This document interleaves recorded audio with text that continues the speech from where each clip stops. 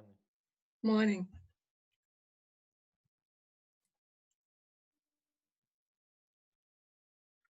It's always nice to know with whom we are working here, huh? Yes, definitely. Good morning, everyone. Good morning. Hello.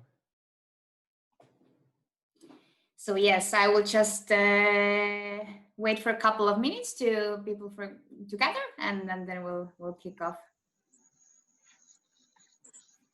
Okay, good.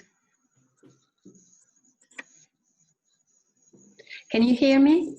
Yeah. Yes. Okay, good morning, everyone. I'm Lydia Caparelli from Consip, Italy. Morning. Welcome, Hello. Lydia. And hello, good morning, also from Slovakia, from Slovak Business Agency. It's Jana Bierikova. Hi, Janka. Hello. Hello. Morning, I'm Mary Ryan, part of the Inner Broker project from Ireland. Good morning. Good morning. Good morning, I'm Giuliana Cavallaro from Consip, Italy. Hello, Juliana. Welcome. Good morning, I'm Dainius from Lithuania, Environmental Project Management Agency. Nice to meet you, Danius. Good morning. I'm Irina Sivaronova from Lithuania Environmental Project Management Agency as well. Hello, Irina. Hello, hello. Good morning, everybody. Claudia Di Benedetto, Italy, Consip. Nice to meet you. Good morning, Claudia. Good morning, I'm Audronė Elijošiūtė from Baltic Environmental Forum from Lithuania. Hello. So some Lithuanian representatives this morning. That's great. Yes, so one more Lithuanian representative from Lithuanian Innovation Center, Justė Rakštytė. Good morning. Welcome.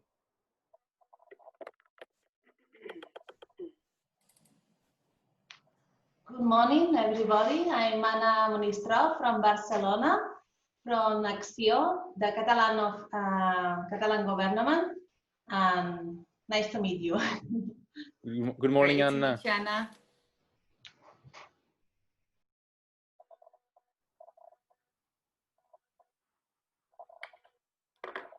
Good morning, I'm Mariana Gamba. I work for Healthcare Without Harm Europe, and I'm Italian, but I'm based in Brussels. Nice to meet you all. Nice to meet you. Welcome.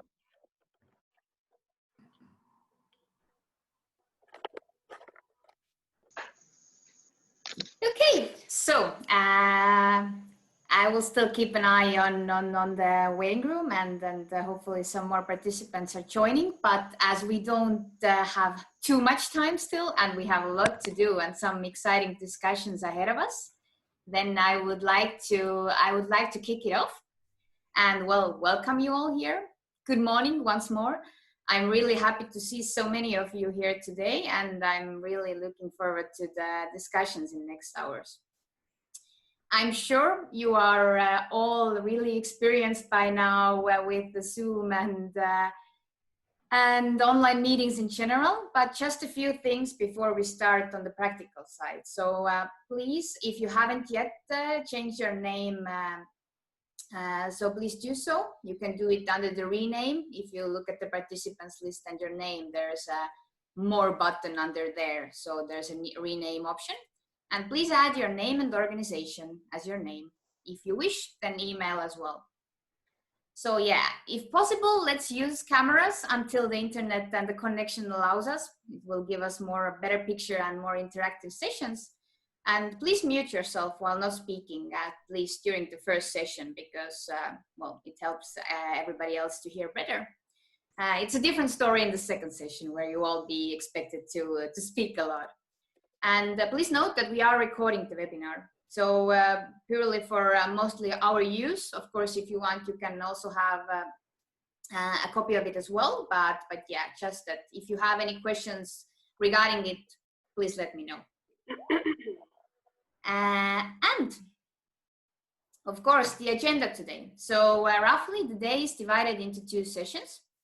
First, we will introduce the PRONTO project, the methodology that we are talking about today, and then we'll give a floor to you. I was happy to see already some introductions happening, but just a bit more to get you started with the discussions. And also we will have some great showcases of innovation procurements that have been carried out by the people who are here today. So to spark the discussion afterwards, we will proceed with that. And the second session is all about the discussion. We are then going into the real-life challenges proposed by PRONTO partners who are actually implementing the procurements. We are dividing you to 2 breakout rooms to validate and find the best ways to assess their needs. And yes, looking forward to what's coming out of it. And yeah, now I would like to give the screen, not the floor this time, and word to Robert Miskov, who is the project coordinator of PRONTO. So, Robert, please, the screen is yours. Thank you very much, Sandra, for the introduction. Can you see my screen now? Yes. Perfect. So good morning also from Slovakia. This is where currently I reside. Normally, I'm a resident of Bergamo, and maybe if the office that you see looks like the bedroom of my teenage brother, that's because I'm in the bedroom of my teenage brother. So apologies for that.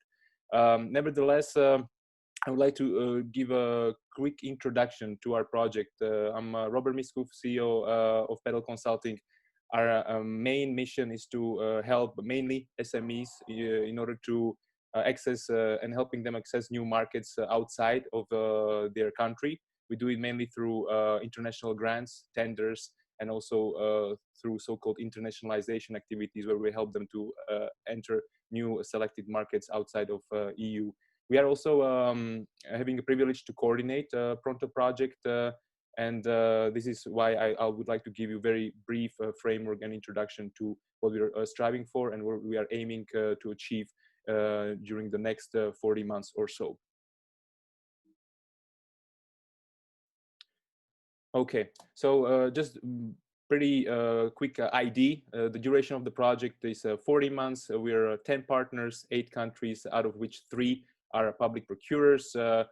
We received grant from the EASME, European Commission, almost 1.5 million euros, and the total cost of action is 2.3 million euros. The main objective, the big picture, is to boost public procurement for sustainable innovation in the area of energy, healthcare, and regional development. So I'd like to start with the challenges that we're facing when it comes to public procurement of innovation. And from the list of participants, I am very glad to see that we have really the A-class organizations here on board who will be able to share with us their experiences and lessons learned throughout the day.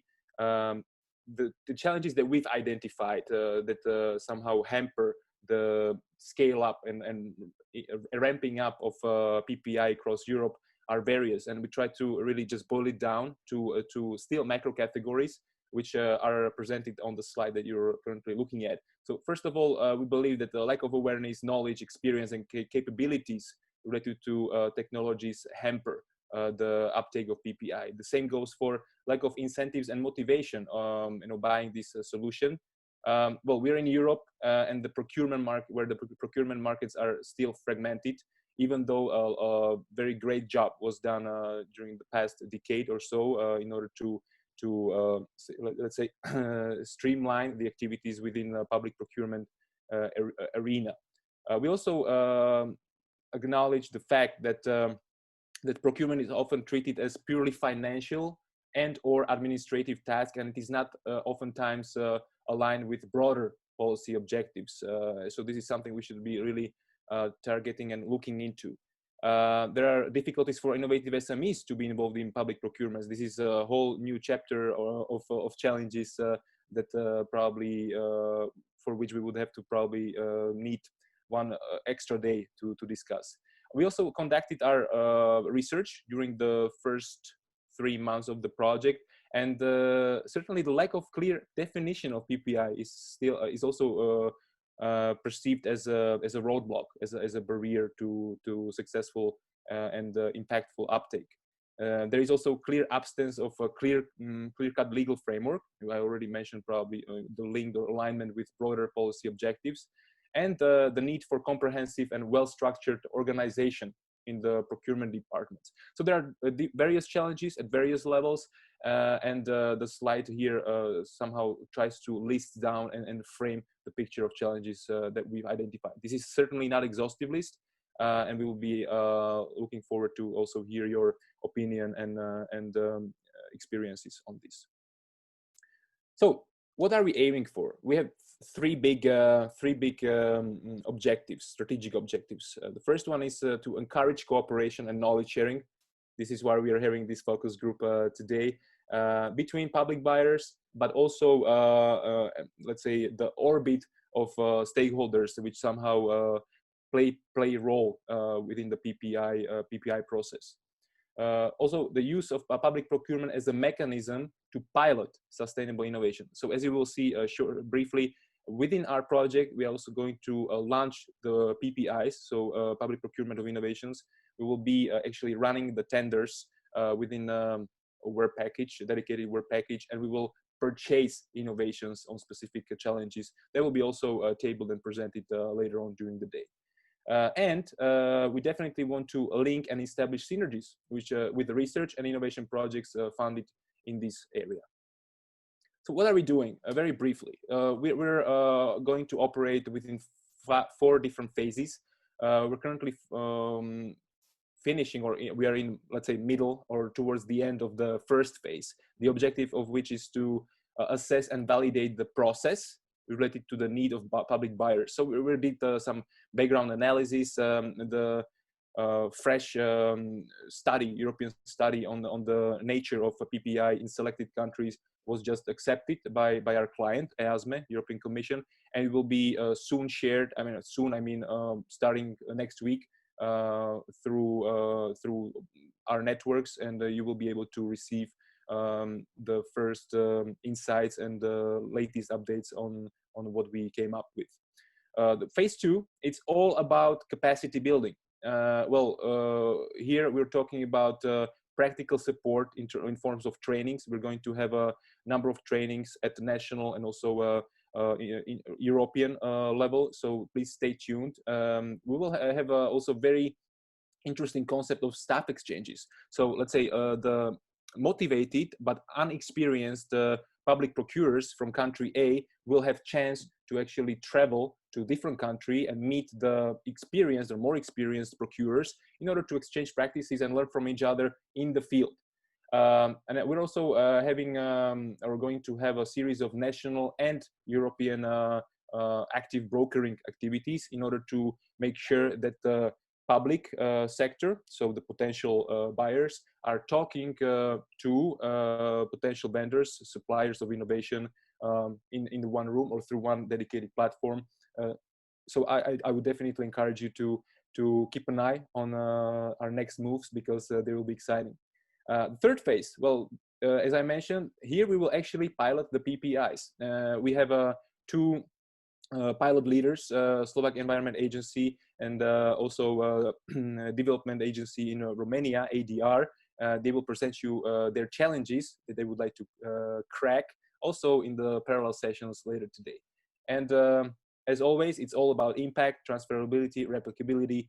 Whatever we will learn, good things, bad things, rest assured that we'll share it with you in order to make your lives easier, and maybe try to help you avoid problems that you would otherwise have to face without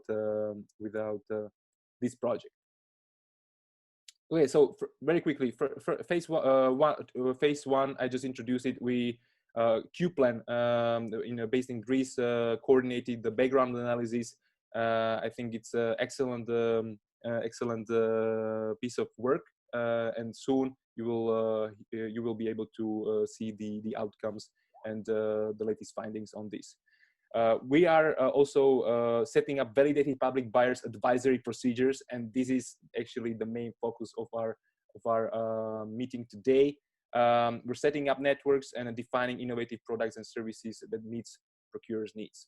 In the next phase, as I mentioned, it's all about training, staff exchanges, public consultations. I'm not going into detail. You will hear about this later across the day, I'm sure. This is all under the leadership of FVA based in Rome.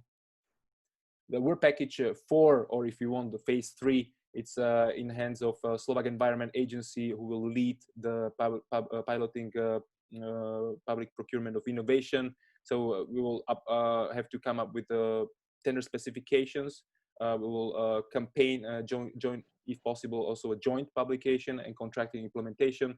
And we will closely monitor and evaluate every single step, because this is a pilot action. We want to learn from it, and we want to make sure that one day you can replicate it, transfer it into your context, and adapt it according to your needs and circumstances.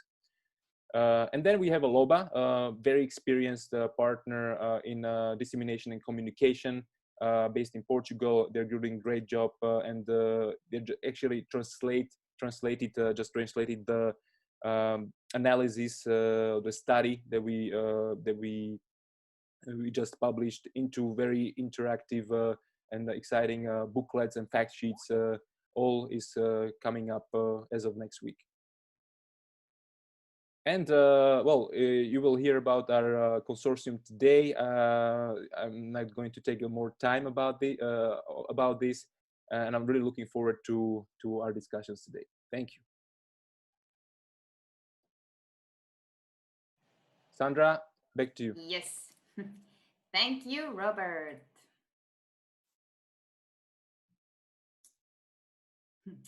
So, yes, thanks. We now have a great overview of Pronto in general,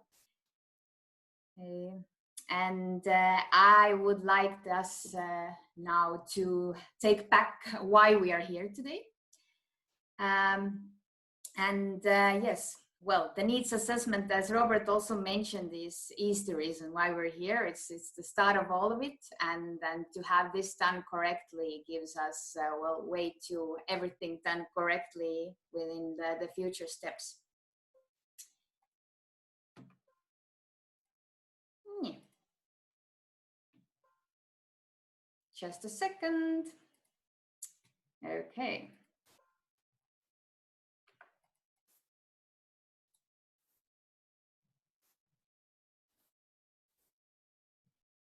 My slides are not moving. As you said, there's always a technical difficulty somewhere. Just a second, I will share once more my screen.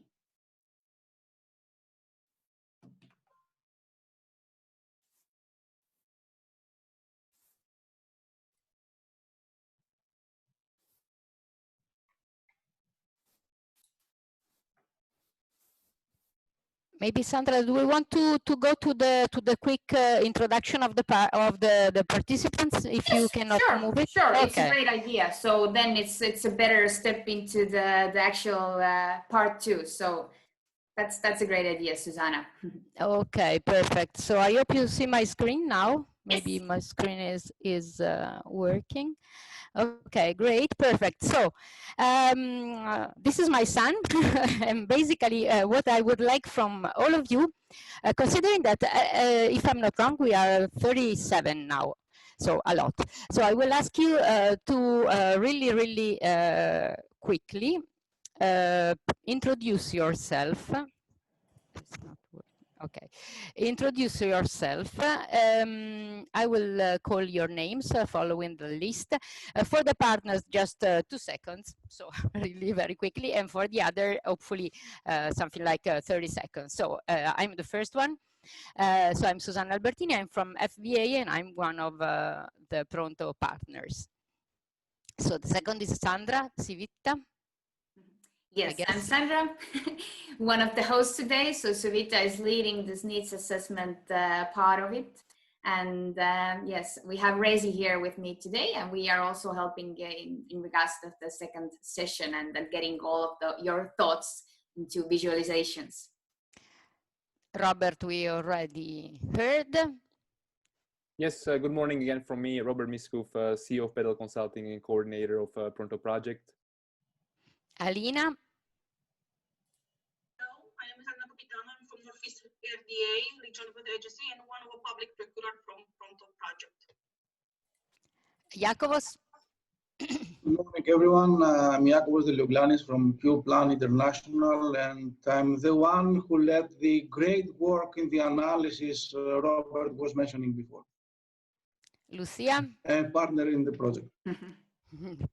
Hello, good morning. I'm Lucia Diaz, and I belong to the Andalusian Knowledge Agency, and I'm also part of the Pronto project.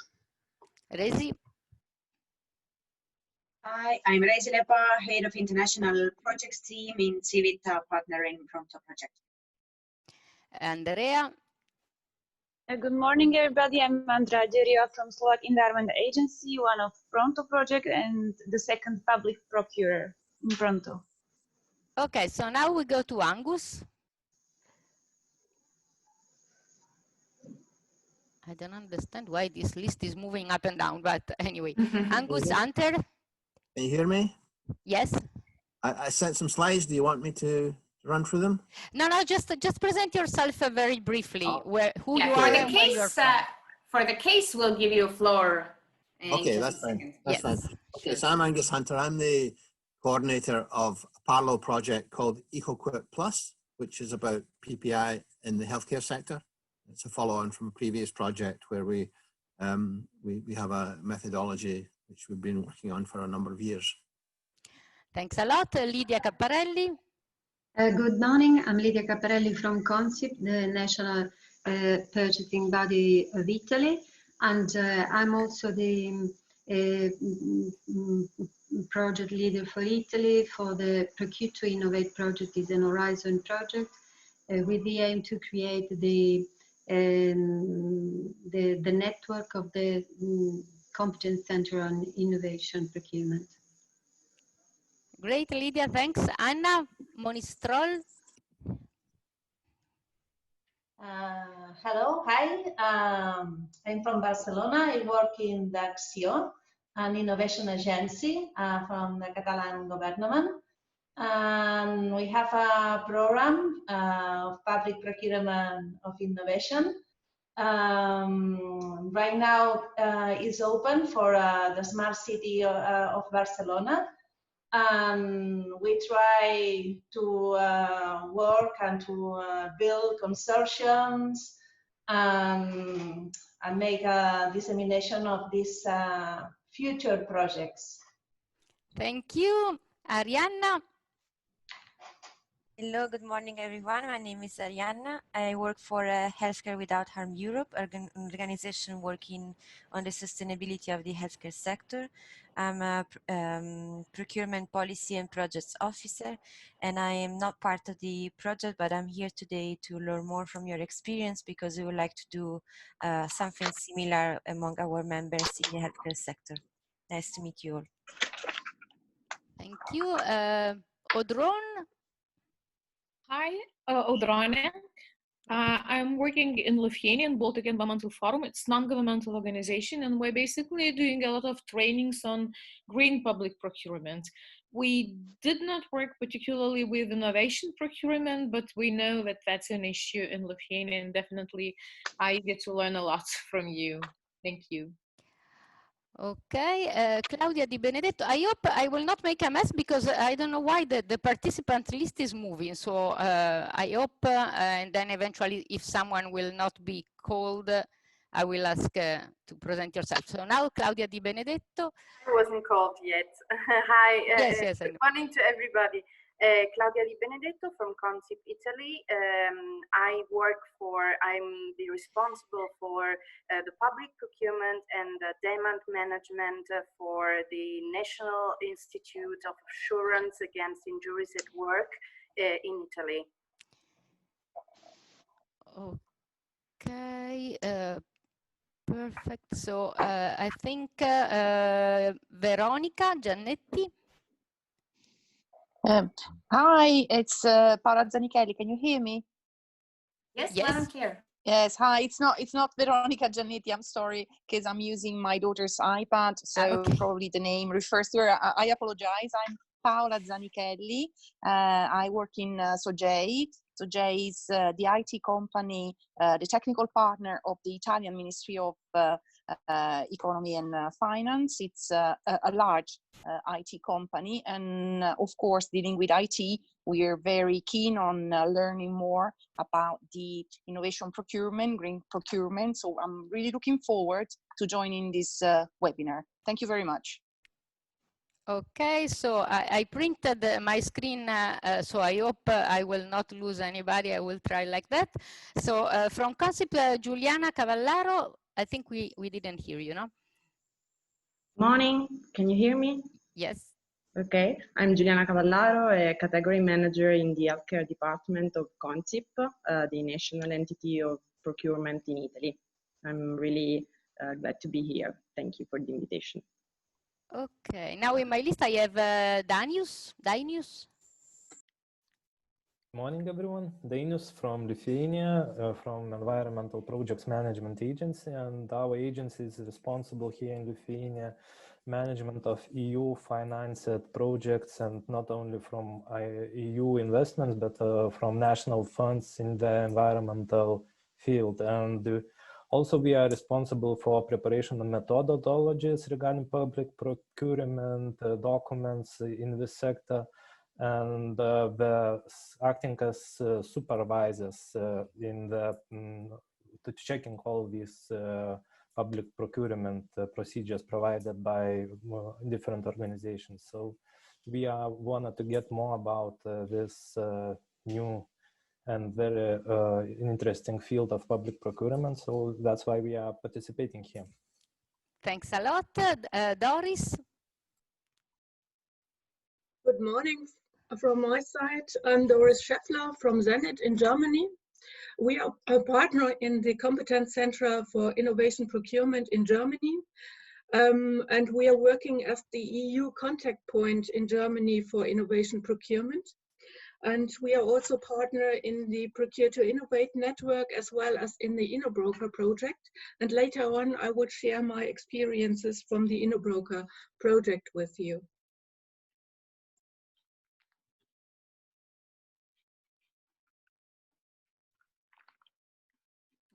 Thank you. Susanna, do we have Elsa, you here? Yes, I was muted. Elsa is the next one. Elsa. Hi, and good morning. I'm Elsa Jurier from ICLE. It's a global network of cities working on sustainability, and there I work in the sustainable and innovation procurement team, so across a broad range of projects, covering some of them innovation procurements. Okay, so in my list next is Mary. Good morning. My name is Mary Ryan. I'm with the Procurement Transformation Institute, PTI in Ireland. Through the Procure to Innovate project, we have established PTI as the Competence Centre for Procurement Innovation in Ireland. And we're also partners in the InnoBroker project. So we did a pilot through InnoBrokers with the participation of SMEs and public buyers. So this project is also of interest to us. Good morning. Okay, Florentina. Florentina Nae.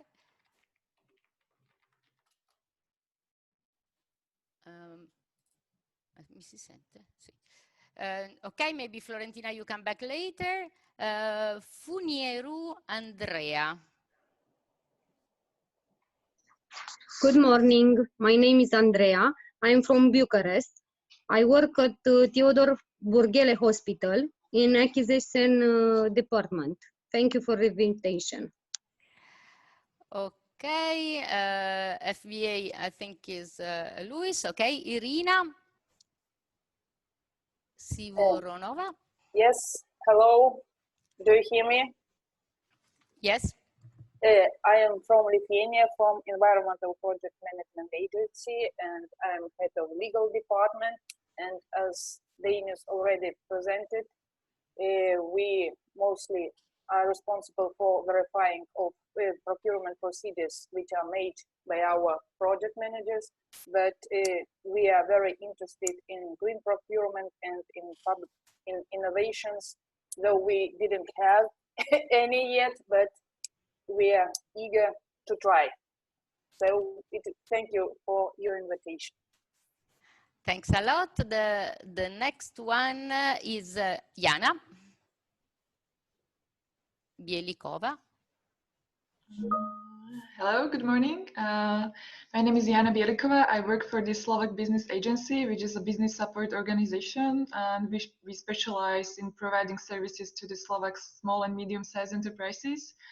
And we also deal with startups and innovative companies. Therefore, the topic of PPI is of high interest to us as an opportunity for our companies, and I'm really glad to be here. Thank you.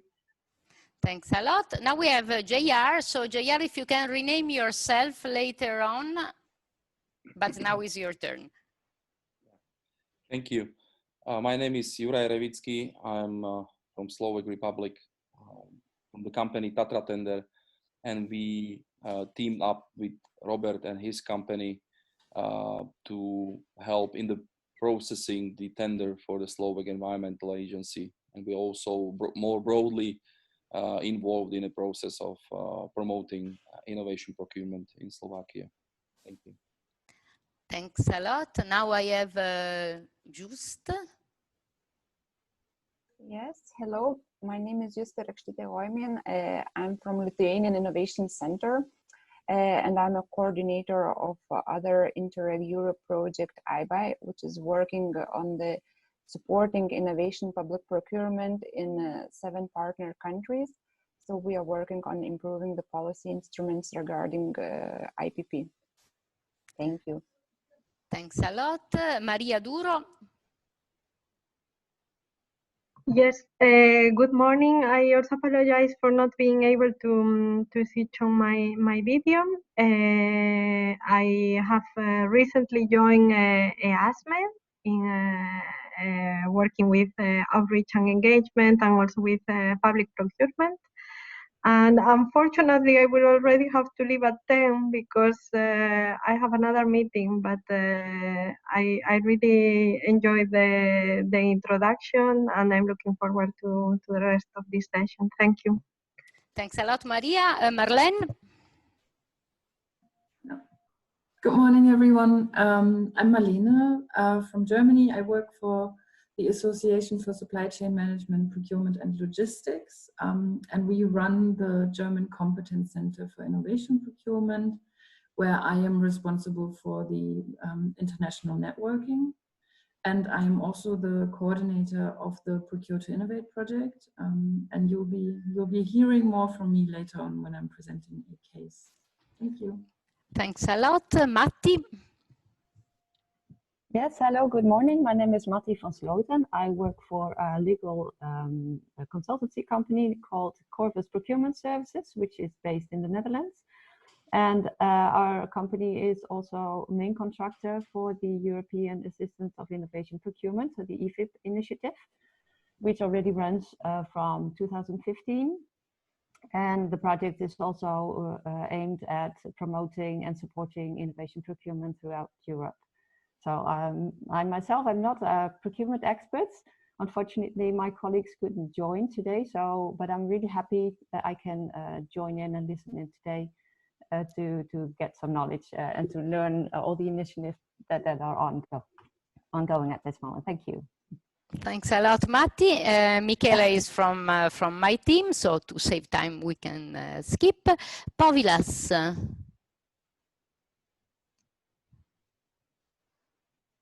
Povilas. Hello. Okay. Can you hear me? Yes. So good morning, everyone. My name is Povilas Bacevičius, and I work in the Lithuania Innovation Center.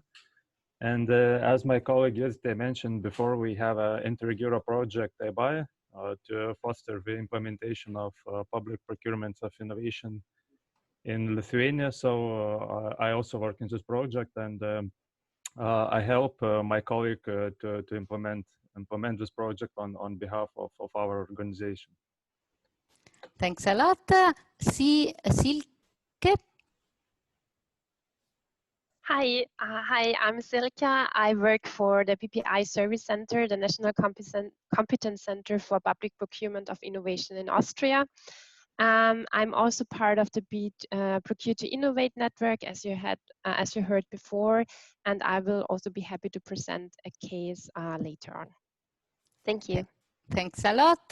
Tiu, sorry everybody for the way I pronounce your name, but it's really impossible. So You pronounce it correctly. Yes, my name is Tiu and I'm from Estonia, Enterprise Estonia. I'm working on innovative procurement, and we are also a part of Procure to Innovate project. Thanks a lot. Thomas? Morning, everybody. My name is Thomas Matraja, CEO of the Advisors based in Poland and a partner of the PRONTO consortium, and we are mainly working on the capacity building in cooperation with FVA and the other partners. Thanks. Now in my list, it seems I just have again Sandra, but I'm afraid that someone went up and down. So if someone is missing, please. We had Pietro joining us, I saw, and yeah, if anyone is missing, then please speak up. Pietro, do you want to say a couple of words? Introduce yourself. Yes, hello everyone, good morning. This is Pietro. We are Loba, a Portuguese-based company, and we are the communication managers of the Pronto project. And today we will be here in listening mode because we want to let know on social media what's going on in here, because we think this is a very unique opportunity and unique event that has been organized. So thanks to all of you for your participation. If you need anything from us, from the communication point of view, let us know. If you want us to tag your companies, retweet, anything, we are at your disposal. You can use directly the chat to speak with Pietro for this. I think we, yes? Yes, if we are done, I just wanted to say that I would take another chance and go now to my presentation before we go all the way into the showcases and the challenges, if you're okay with that. Yes, I'm okay. I just think we miss Florentina because she was not speaking. Florentina? Maybe she has problem with the. Okay, so let's go with you, Sandra. Okay, so thank you, everyone. It's really amazing to see you all here. I truly see that we have great competence on the one side and the other side, people eager to learn.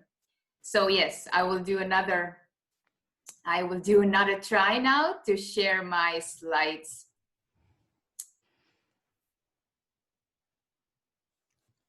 Okay. Okay.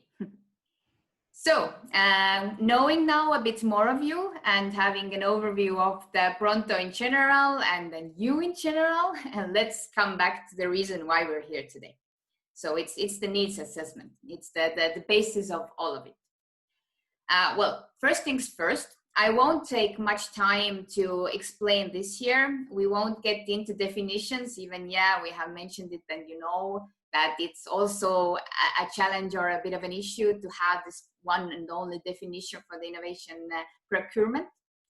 But yeah, just to have you all in one page, I put this a little picture here to showcase where we are.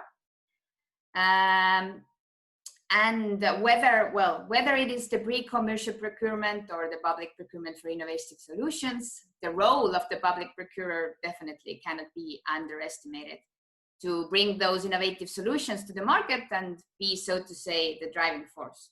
So we will see all that in those practical cases that will be showcased, and we'll try to do all that on the second session. But yes, in order to look into those details, there's one step that we have to make beforehand. So our end goal with this task, this methodology, this publication that we will make is to assist public procurers to define their needs. Today, we are looking on how to do it in a best way, and the methodology should be usable at the end, not only for Pronto procurers, but any of you out there.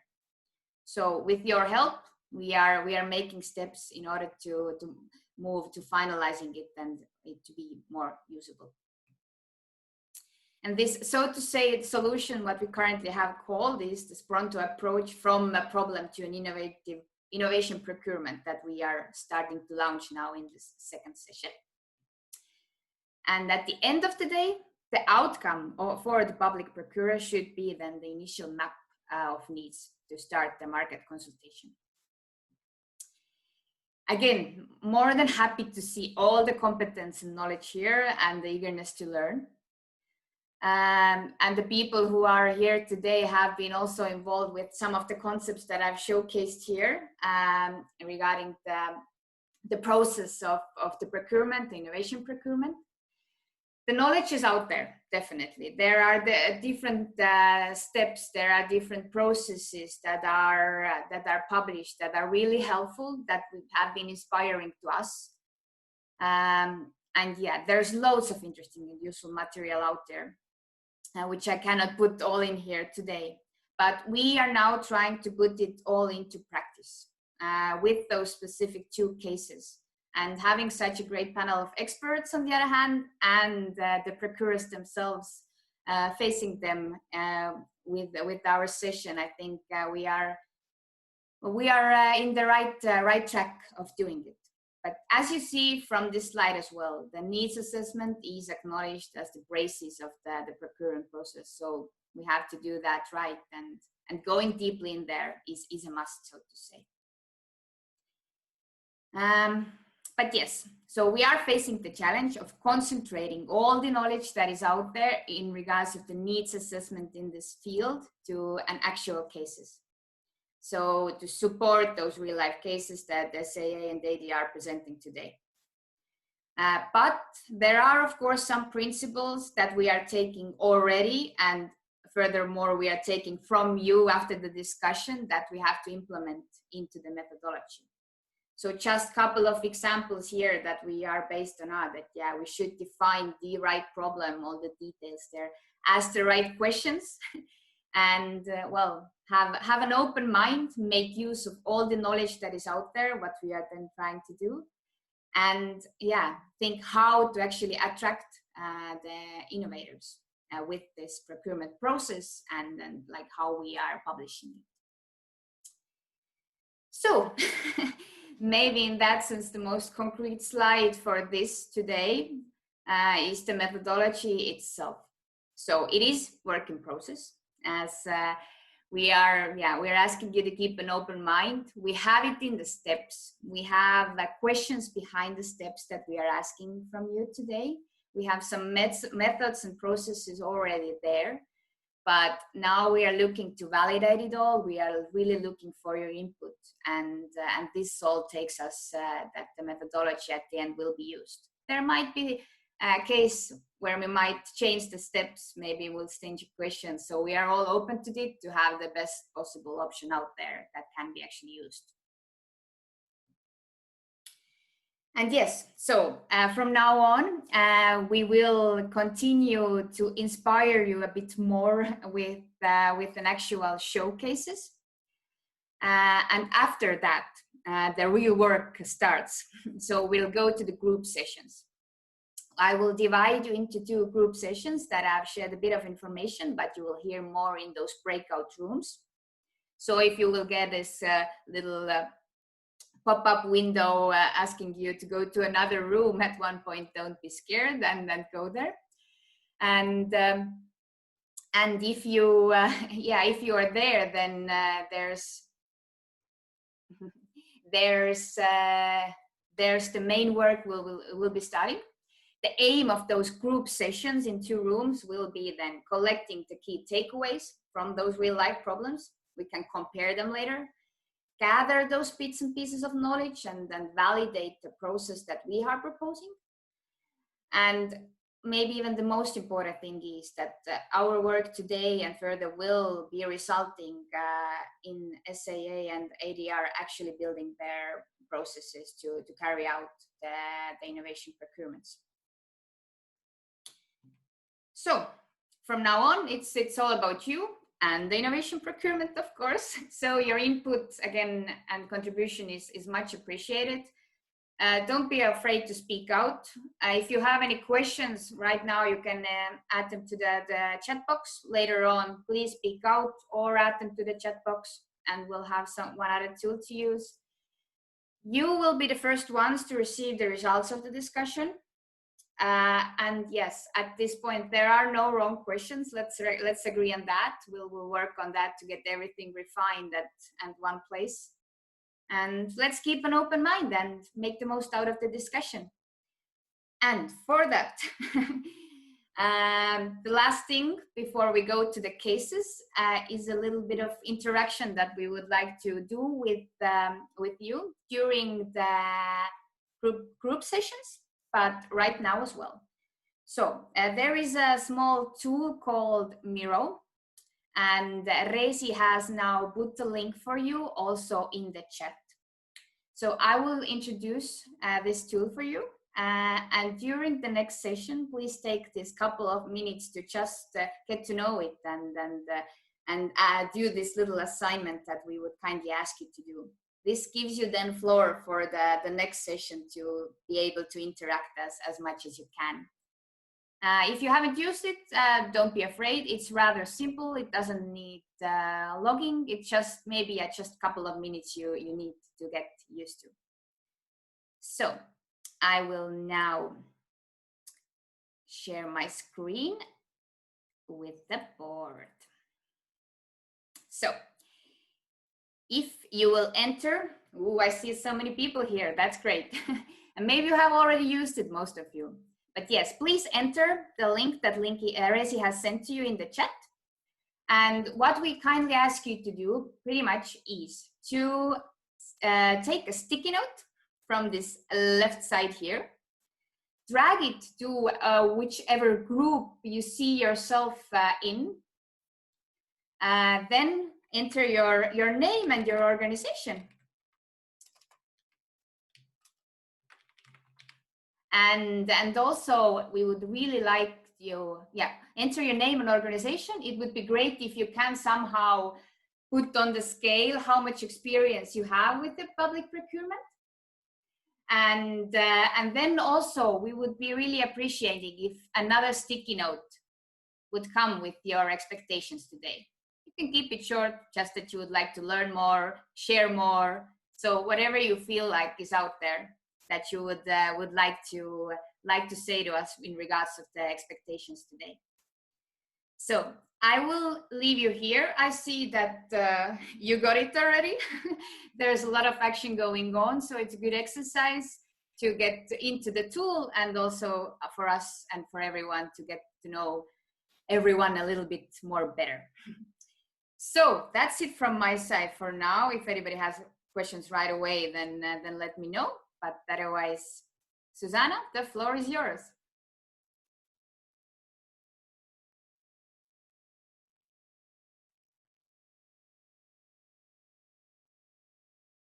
This playful session has also the meaning, apart from wake up everybody and be on board, has also the meaning to learn a little bit about this tool that will be used later on in the parallel session. So meanwhile, we start to go back with our activities, and as we promised in the first round, do you see my screen? No, I guess that I'm sharing. Yes. Okay. In this first round, what we would like to do, we ask to all the participants if they are so kind to share their inspirational stories, because we know that sometimes the ideas are generated by listening someone else that is speaking something that could be really interesting for us and generates new idea. So we have these 7 case studies. So we will start from Lucia. As you see here in the list, these are the list of the people. I just have one single presentation, so I will be the one moving the slides. So please tell me next when you want me to go to the next one. And so let's start with Lucia. Thank you, Susana. Well, the case study that I'm going to present has been part of a pilot that has been implemented under the InnoBroker project.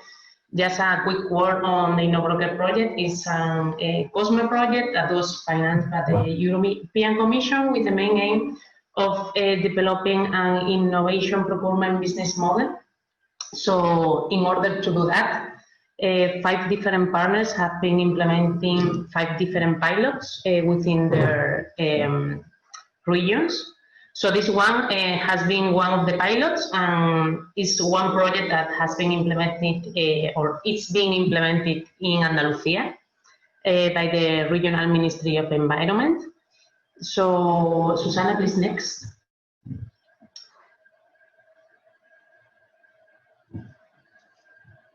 So the problem that this regional ministry is facing is that they collect data, I mean environmental related data from different sources. They use conventional data such as statistics. They also use in situ measuring networks and land observation through satellite and airborne sensors. So the main problem that they were facing, or that they are facing, is that they have multiple sources of data. To some extent, they are not able to process that data in order to take decisions in a strategical way or in a political way.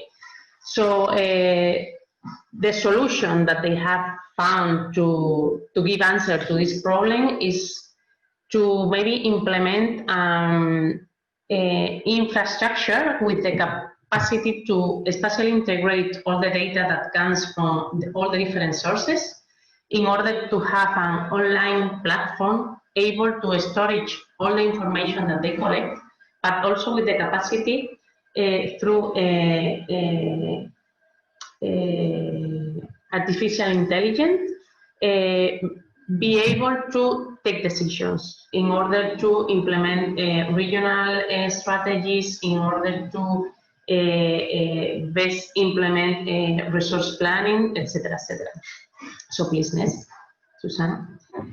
During the different phases that we have been implemented with this public body, well, the main barriers that we have identified that are similar to the one that Robert presented as general barriers to innovation procurement, but in this particular case, what they were facing was a lack of sustainable and innovative products and services on the market focused on this particular problem that they are facing.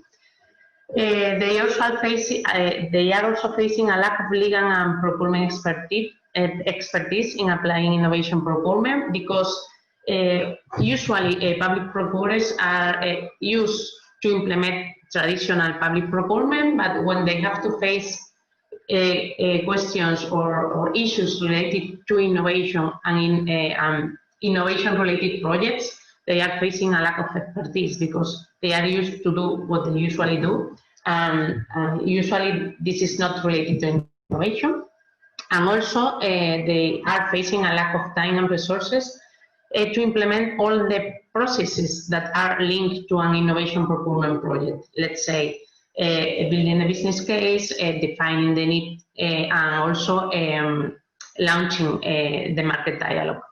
So for this particular case, the successful factors that have contributed for this public body to launch this innovation procurement has been external support on a first step in order to identify their need and also link their need to the local, regional, national policy drivers, such as the smart specialization and all these policy drivers that have been implemented in Andalusia, and also the support that we have been providing them on the technical advice, trainings that we have been organizing for them in order to raise awareness on innovation procurement, and all the activities focused on the dissemination of the project and the preliminary market consultation because this way they have been able to access a wider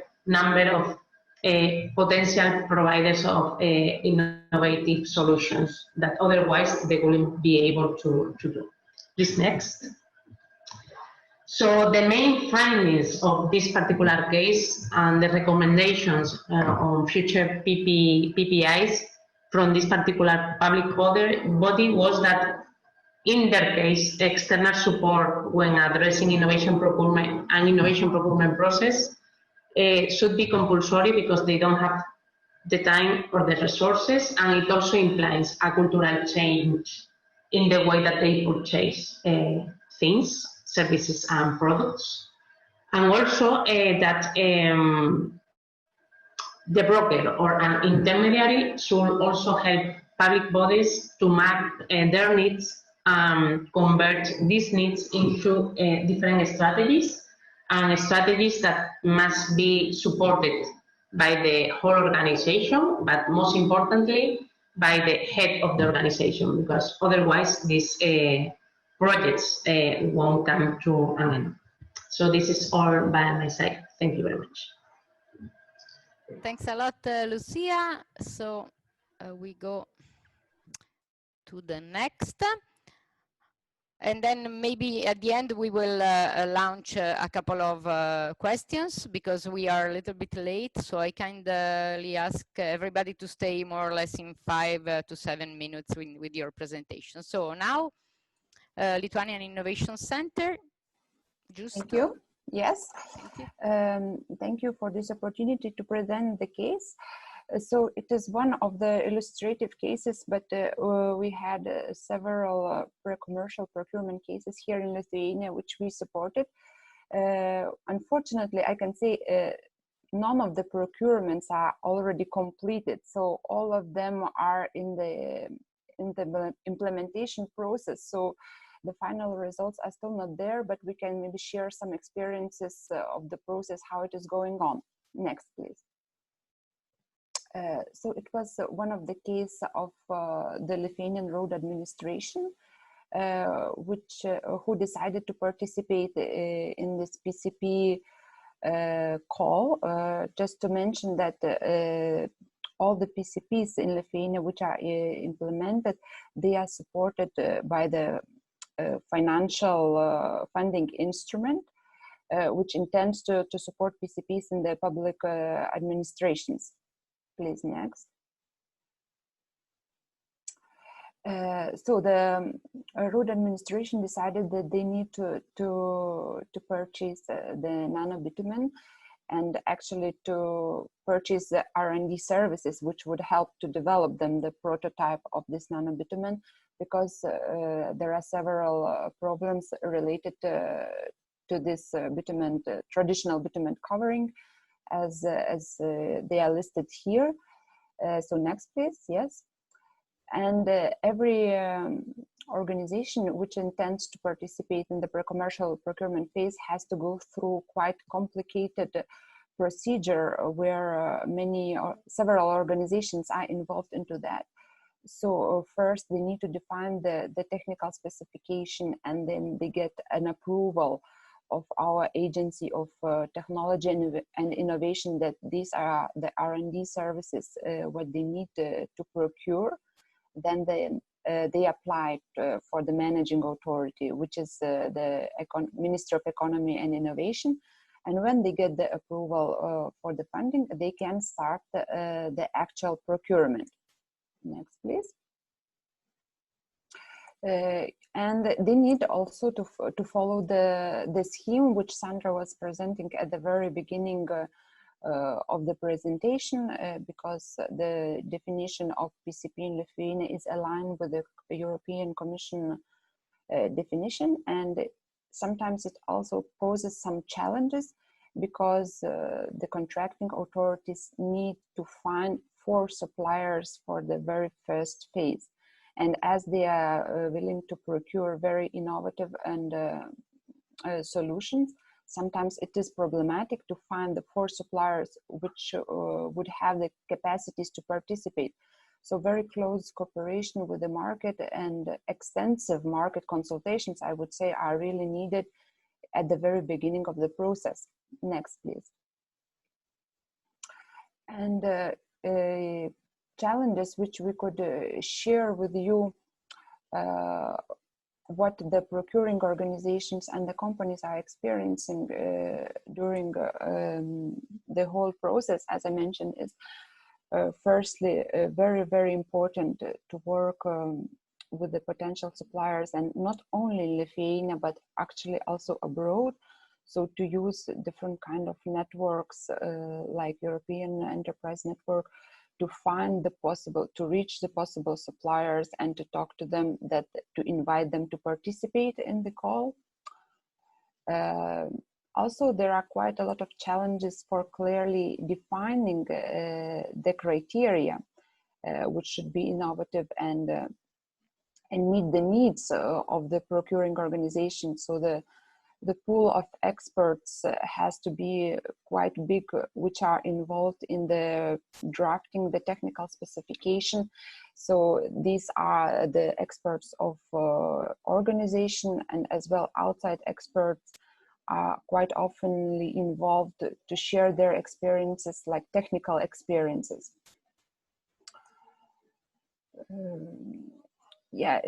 As we also experience some challenges, as there is a funding instrument which is available, so funds are available. So it's like sometimes a challenge to reach out the real suppliers who will be really develop the good and needed products, because there are maybe some companies which would be willing to use this opportunity to use the funds, but maybe they do not have this expertise to produce later on the high qualified products and prototypes.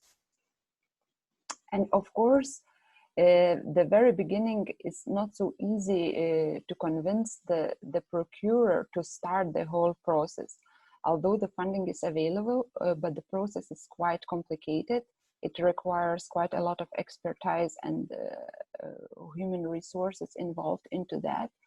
So there is a strong need that there should be highly motivated people in different stages of the company, of the procuring organization, sorry, to start with the project. It means the procurers as well as high-level managers have to be motivated and see the purpose of doing this.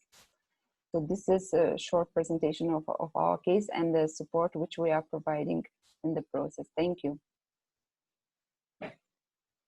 Thanks a lot. Okay, so next is from Consip, Giuliana Cavallaro. Yeah, good morning again. Thanks for the opportunity to present our case study about the pay-per-use model for medical equipment. Please, next. Thank you. In 2018, Consip published the first standard procedure regarding the supply of CT and MRI equipment using a pay-per-use innovative model.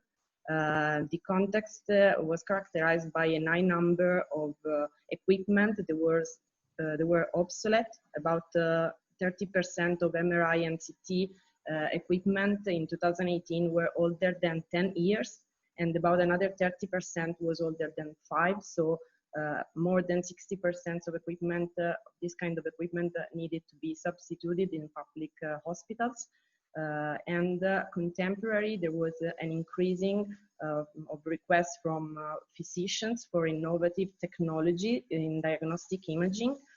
For instance, CT scanners of new generation allows a strong dose reduction for operators and patients, applying AI and iterative algorithms, but in a context of really limited financial resources due to many years of spending review in public sector.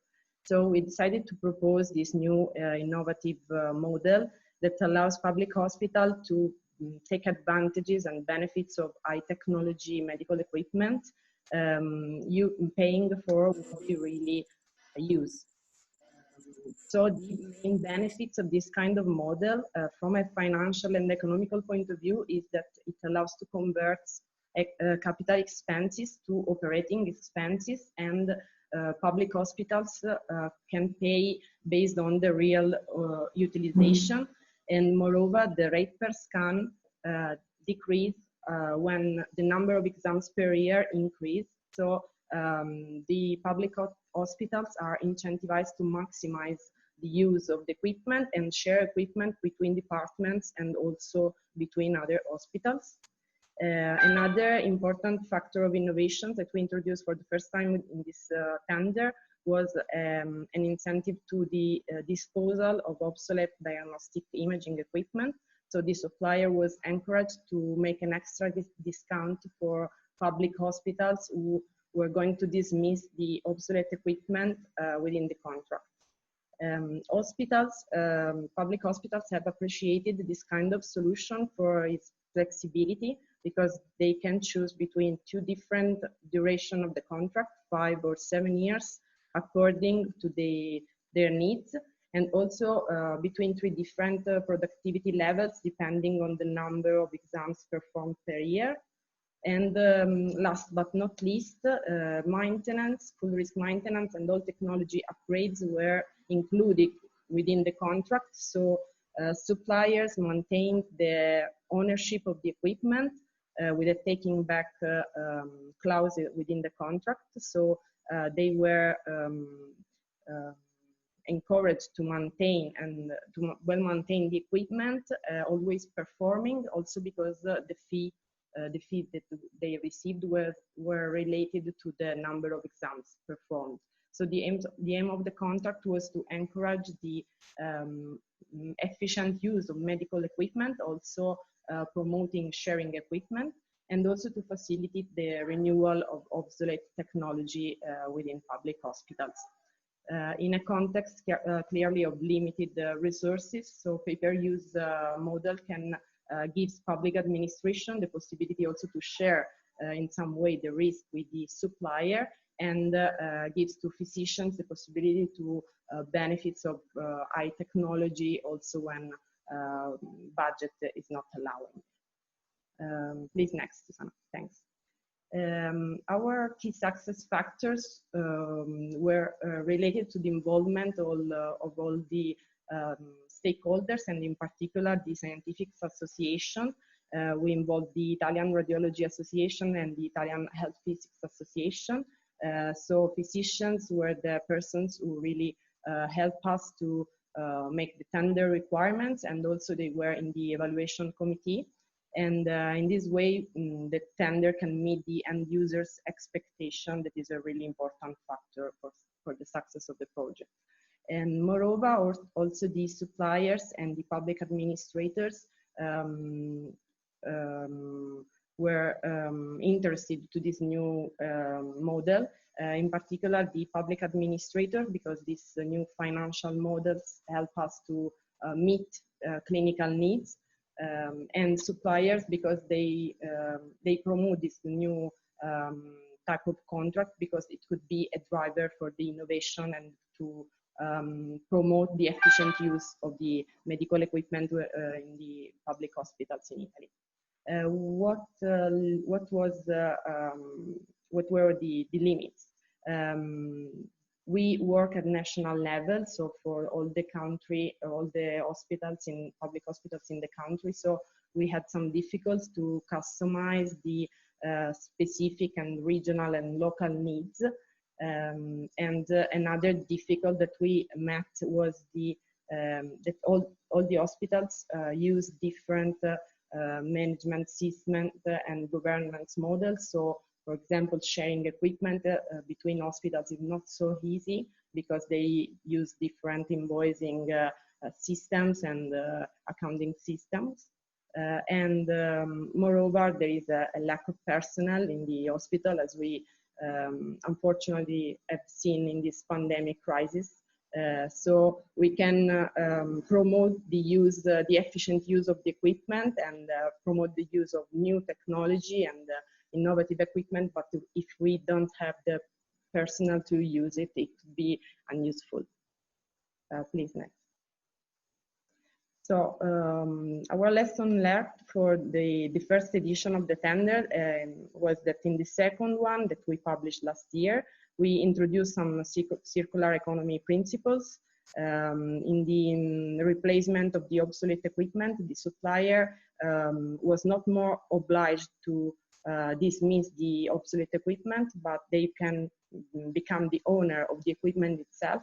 And so they were encouraged to reuse parts and components. For example, in the MRI scanners, the magnet is permanent, so it could be reused to give a second life to parts of this equipment. So these suppliers were encouraged in this kind of new circular economy principles. As recommendation, we suggest to capitalize the scientific know-how of associations and physicians in particular, because they are the end users of the equipment, so they must be involved. And it's really useful to involve all the stakeholders of the process, so also the radiology technicians, for example, or nurses and administrative staff, in order to involve all the participants to the process and meet their expectations. Thanks a lot. Thanks a lot. I start seeing that there are a lot of elements that will be very useful for our further discussion. So thanks a lot. This was exactly the purpose of this activity. So next one is Zenit. Thank you for giving me the floor. I think I made the introduction shortly before, so we can go to slide 5, I think, just to save time. I think it is possible for everybody to read more details on what we are doing if they receive the slides afterwards. So what I want to share is our experience from the inner broker approach. The target of the project was just to find at least 2 public authorities with needs of innovative solutions and help them to identify potential suppliers. What we did at the first step was just to contact a number of public authority with whom we are already in contact since many years. And we fixed a date for our first workshop and explained our project and what we could offer to them. And what was also very welcome and was interesting to find that it was very much needful just to show the possibilities in procurement law in order to buy innovations to the public authority. The possibilities in procurement law are not common, not familiar to them, and they were astonished in some way what possibilities are legal and what they can use. That was really interesting for us, because most of the authorities we talked with are very active in the field of research and innovation, and doing a lot of research projects from regional, national, as well as European level. So that was really needful, just to show them what they can do, just in order to buy really innovations and not any other stuff. And after that, at the end, we did a brainstorming of first ideas and identified 4 public authorities identified their different needs. Next slide. With 2 of the candidates, we got into deeper contact, or let's say we were more successful for them just to find potential suppliers. That was at first the county of Lippe. Lippe is a part of North Rhine-Westphalia, which is in the western part of Germany, close to the border of the Netherlands and Belgium. And they call themselves an innovation land lab, which tells you that they are doing a lot of innovation in the area. Since 2014, they did implemented renewable energy, for example, in the area, and offer to use renewable energies to any public authority, to any anyone who is living in this area, if it is a private person or if it is industry. They did some national funding projects before, and found out that they have the need of gaming apps in the field of education, as well as sustainable use of energies. In the field of education, they did a project with a number of schools in their area, just to find out if to have some movement, some training programs during lessons would help the pupil just to be more concentrated in the lessons, and that worked very well. And they had they prepared in this public funded project storyboards for the teachers, where they could see which lessons they could do together with the pupil, which a movement could be the next.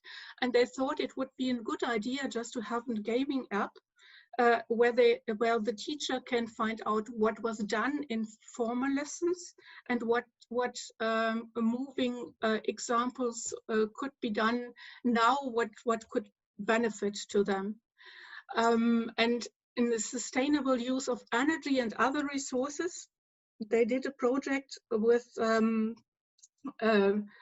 house owners, just to have a little game, just to have a competition between the house owners to save energy in their houses, and that worked very well and was very welcome by the participants. And I thought it could be a good idea to have such a game and a competition between the employees in the public organization within the county of Lippe, and looked for a solution which could help them to get on with that. And for this, Doris, if I can kindly ask you to be more short, because we still have other. Thank you. Okay. For this,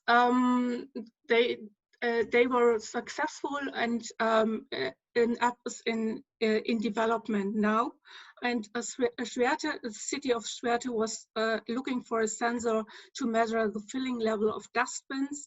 They lost the contact to a German-Italian company which could offer a solution, but at the moment I've seen in an email that they get into contact again.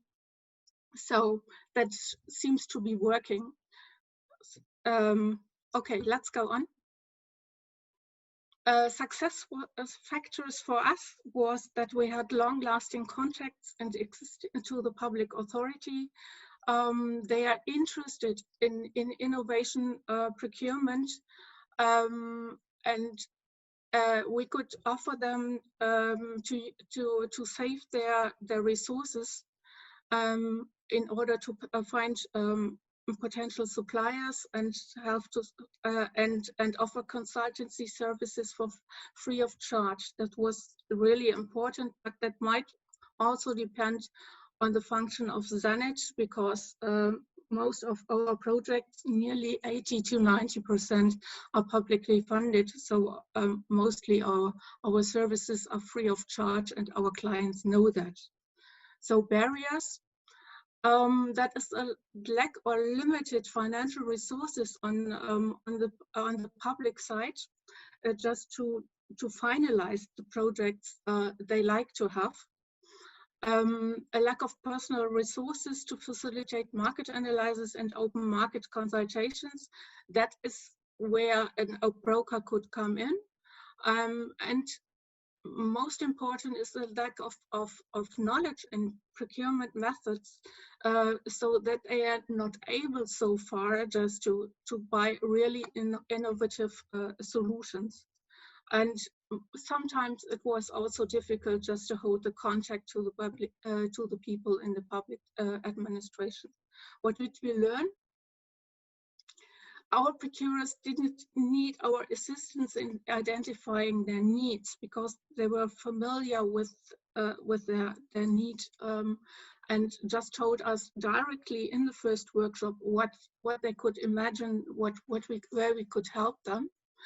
So insistence of an innovation broker is welcome in the field of finding public sources of finance, public projects for them, and to provide them with workshops for buying innovation legally and assistance in carrying out the open market consultation. And for our clients, it is most important that the services are free of charge. So that's it from my side. Thank you very much, Doris. So we go straight to the next case. Yeah, please try to be rather quick. We are eager to learn, but we are eager to get to the discussion as well. So we'll share the presentations later and everyone will get them. So thanks a lot, Marlene. Yes, hi. I'll be very quick. I think my slides support that because I have 2 slides. I work for COINNO, the Competence Center for Innovation Procurement in Germany. And as my colleague and partner Doris mentioned earlier, she is responsible for helping public procurers finding public funding for innovative procurements. Another service that COINNO offers is consultancy services. So a public authority that has a specific problem or a specific tender they need help with, they can get COINNO's support. And in this case, I wanted to highlight the experience of the German Meteorological Institute, who we supported for 1 year in setting up an internal strategy for procurement and specifically for innovation procurement. And I think it's quite complementary to what others talked about, which was more about one tender.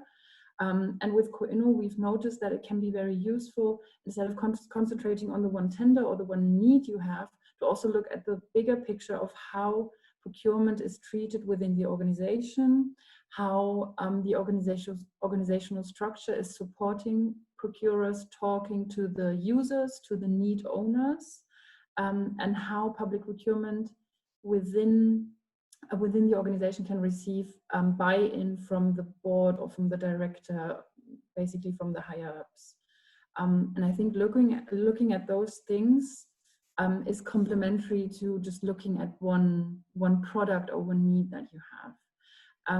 In terms of what the success factors were for implementing a innovation procurement strategy within an organization like this, it was definitely the openness and agility. So they were, maybe this is not true for all public authorities, but in this case, they were open to act quite rapidly. So it only took 1 year, which is quite quick for public sector, I feel, to really implement this strategy. And they were not afraid of facing failure. In fact, within the first workshop we did with them, they already had their board of directors in there and said, look, if this doesn't go right the first time around, we'll keep trying. And they got the buy-in from the directors to do this. And that gave them enormous confidence. And finally, stakeholder management. They talk to everyone. They talk to even people you would think do not need to know about procurement strategy. Everyone knew about this. And that was really important. A barrier was the conflicting priorities. So procurement is often something that is sort of an afterthought. And also in this case, it was that other things, and specifically for the Meteorological Institute, it's always about developing better data and developing better tools to collect those data, and having those conflict with the long-term strategy of a procurement process. That wasn't always easy. Yeah, that wasn't always easy, but they managed. Yeah, what are the main lessons learned? Communication is key. I said that already. I think they talked to everyone. I mean, truly everyone, several times about this throughout the year. And it might seem like a waste of time at first, but it isn't.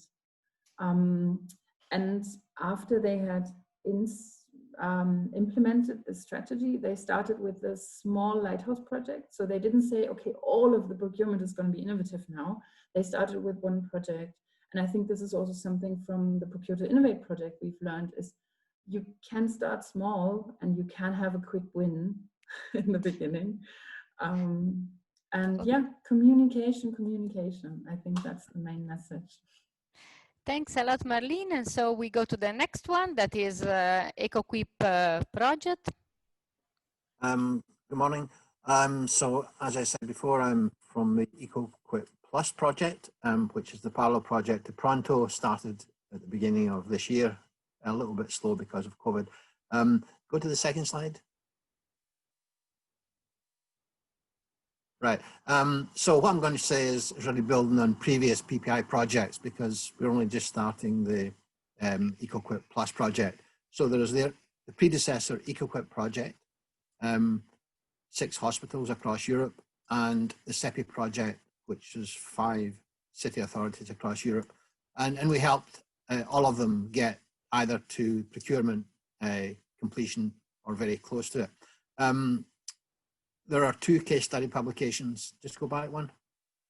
Just 2 case study publications, which you can find on the website. It would take too long to go through these. Next slide.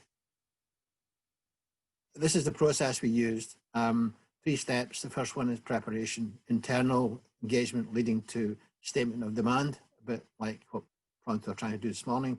Then the market consultation, and then finally the buying. Next slide. So I've got 2 main messages. One is that our experience is that it takes much more time in a traditional procurement. You have to need time to define the unmet needs. You need time to engage with the market. And finally, you might need time for the suppliers to innovate. And the second one is partly related to the first one. Top-down commitment, management support is crucial. Others have talked about the barriers, the cultural barriers, institutional barriers. You don't have management support that can founder. What we recommend now is that you have management support and you also establish a cross-functional group of internal stakeholders to build ownership of the whole thing and keep the momentum going. So final slide. So EcoQuip Plus is just starting. We're trying to be more ambitious in terms of joint actions, not joint procurement, but joint statements of demand primarily, led by 5 participating hospitals. We're running a webinar program just now, which I've highlighted with a screenshot. We've done 3 webinars and there's 2 still to go. These are open to anyone. You just go onto the website and you register for them. So that's all I want to say just now. I hope that was quick enough for you. And the slides will be shared anyway. So thanks a lot, Angus. Another reason why we are here is because we are trying to put together different stakeholders, different projects, and try to facilitate even the collaboration and interaction among us. So I go to the next one. Okay. So who we have? It's me, Silke. Okay, Silke. Thank you. Thank you for giving me the floor also to present very shortly one of our very successful Open Innovation Challenge. One aim in Austria is, as we do in the PPI Service Center, is that we build bridges between public procurers and innovative companies. So our goal is to modern and make the public administration more efficient and service orientated. And one of our services we offer are the Open Innovation Challenges. And one challenge I want to present shortly, next slide, is the challenge we conducted with the ASFINAG. The ASFINAG is the agency in Austria that is responsible for motorways and speedways. And the challenge was that they were looking for machines that enables them to mow and mowing autonomously the sideways of the highway. So the green floors you see are next to the highways, because now they have the pain that all of the machine they need to be conducted with people next to the highways, which might be also sometimes very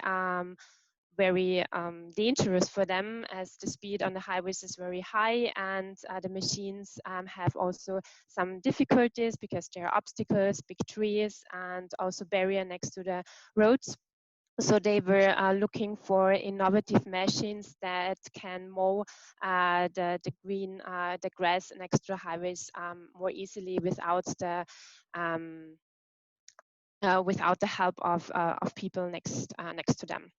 So what we did is we had a workshop, a strategic workshop with them. We helped them to put on a white paper their needs and also the possible solutions. We also helped them to write down the challenge itself.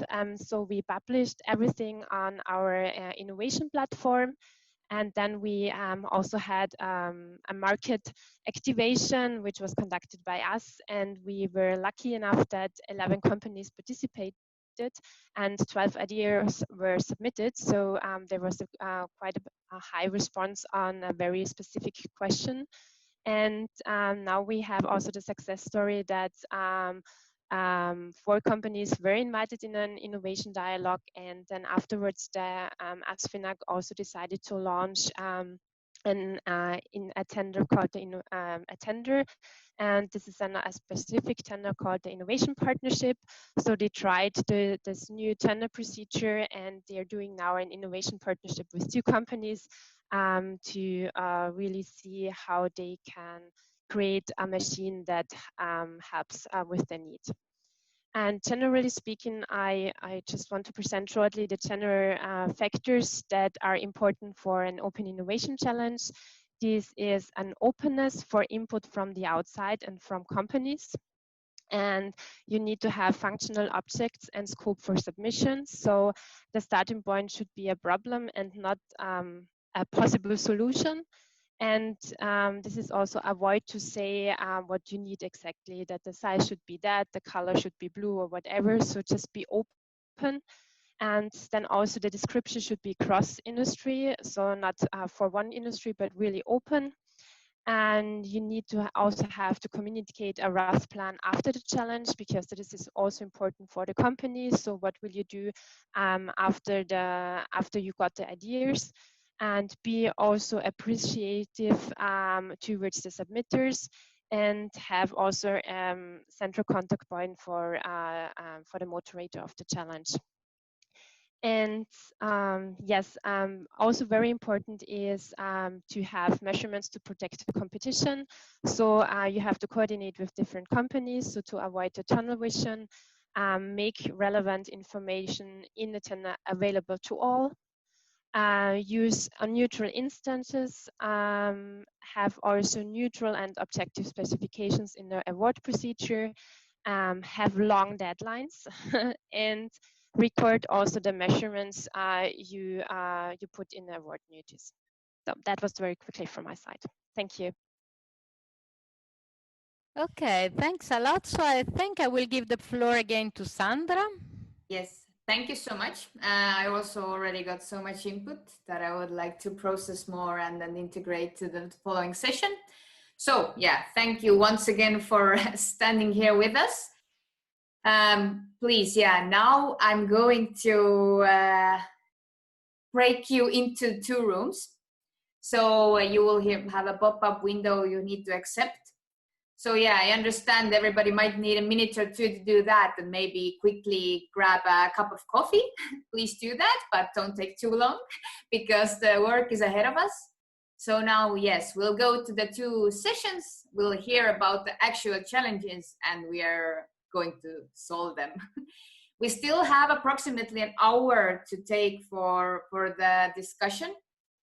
So let's see how it goes. If needed, we'll do the wrap up bit quicker, and we'll provide the results and everything for you afterwards. So But yeah, take a cup of coffee, join the room that I'm asking you into, and let's do it. Thank you.